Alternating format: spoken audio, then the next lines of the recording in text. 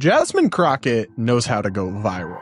We done picking cotton. This dramatic flair has made the Democratic Congresswoman a rising star in her party and a favorite of TV networks like CNN and MSNBC. But if she becomes the Democratic nominee for Senate in Texas, as polling currently suggests she may, then her long history of toxic and inflammatory rhetoric will come back to haunt the Democrats. For example, expect to see ads rehashing Crockett's controversial comments mocking white tears and so-called mediocre white boys who have concerns about the excesses of diversity, equity, and inclusion initiatives. That's probably not going to go over well in Texas. With the millions of white male voters, Crockett would need to win over a state that went for Donald Trump in 2024 by record-breaking levels, the highest victory margin in 20 years. Plus, Texan voters concerned about border security probably won't love Jasmine Crockett's comments comparing ICE to slave patrols. And given the disturbing rise in political violence we've seen recently across the spectrum,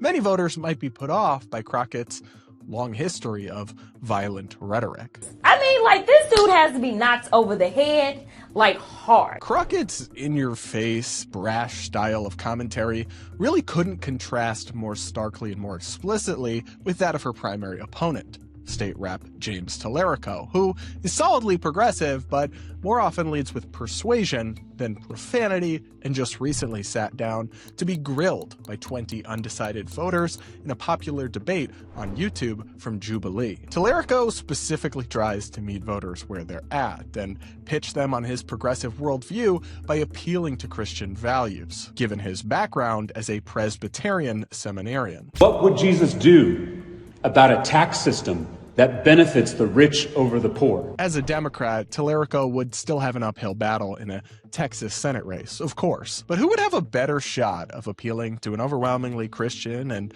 right-leaning electorate in a state that went so heavily for Trump? James Tallerico or Jasmine Crockett? The winner of the showdown between Tallerico and Crockett will most likely face Republican incumbent Senator John Cornyn in November 2026. But regardless, Democrats doubling down on Crockett's toxicity would be the biggest gift that Republicans in Texas and really across the country could ever hope for.